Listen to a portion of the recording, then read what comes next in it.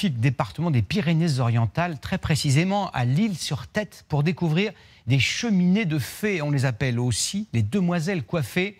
Ce sont des colonnes de roches géantes ciselées par les intempéries et par l'érosion pendant des millions d'années.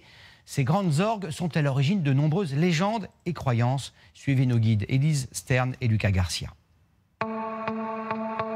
C'est une sculpture dont le temps seul a le secret. Ces histoires se dévoileront peut-être en plongeant le regard dans ces reliefs. Hautes d'une douzaine de mètres, des colonnes de sable et d'argile érigent un temple naturel. En son centre, dessiné par l'érosion, les orgues ont donné leur nom au site. C'est beau, hein? Ah ouais.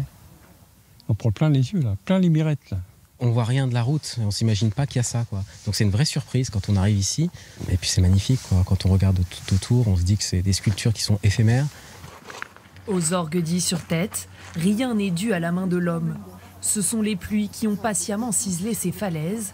Leur forme inspire les récits de Caroline Lopez, guide sur le site et conteuse.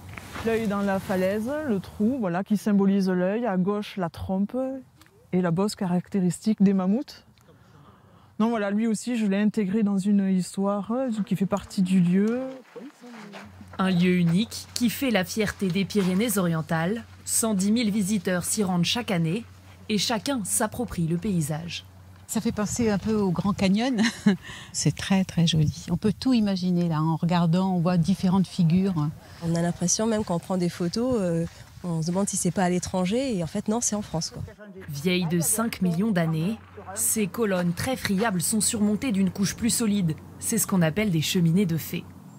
Cette couche qui est au sommet, donc, comme elle est imperméable en raison de la présence de l'argile, a protégé le sable et les sédiments en dessous, a empêché le temps de les faire disparaître. C'est grâce à elle que le site a voyagé à travers les airs jusqu'à nous. Kevin Gouberne est devenu guide ici en 1997. Il connaît les orgues comme personne. J'ai grandi au-dessus du site des orgues chez ma tante. Et je veux dire, ce site, c'est une espèce de petit jardin qui m'a accueilli et qui me permet de vivre aujourd'hui. Il nous révèle un point de vue secret, ce terrain privé qui domine le site, une maison familiale dans laquelle ont grandi ses cousins. Moi, je viens souvent à n'importe quelle heure, même des fois à la tombée de la nuit, faire des photos.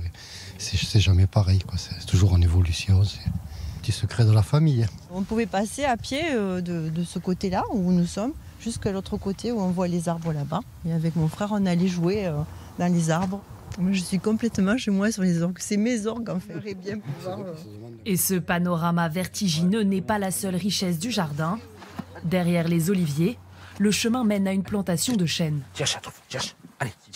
La surprise se cache à quelques centimètres sous terre. Regarde, c'est un terrain qui n'est absolument pas propice à la truffe, puisqu'il n'y a absolument pas de calcaire. Donc le propriétaire, Adrien, a bichonné ses arbres comme il fallait le faire et arrive à trouver pas mal de truffes. C'est la magie des orgues. Même la magie des orgues ne peut pas protéger les lieux du temps. Sous l'effet des intempéries, les reliefs fondent jusqu'à disparaître dans quelques centaines d'années. Mais à quelques kilomètres, il existe une autre formation qui se dessine dans le granit, des orgues moins connus et réputés inaccessibles.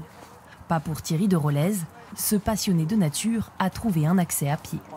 La partie accessible au public est très très très jolie, mais c'est confiné, c'est petit, quoi. Ici, on voyage. Je n'ai même pas assez d'une vie pour découvrir tout ce qu'il y a à découvrir. Pour poursuivre le voyage, voici notre véhicule. Ce petit ULM piloté par Jean-Louis Riégis, il vole dès qu'il le peut depuis 31 ans. Au-dessus des orgues, c'est un spectacle changeant, partagé seulement avec ses passagers. C'est ce côté sauvage qui me passionne. Et je me dis qu'il n'y a pratiquement personne qui vient les voir. Jour après jour à Is-sur-Tête, la pluie et le vent découpent les formes des orgues.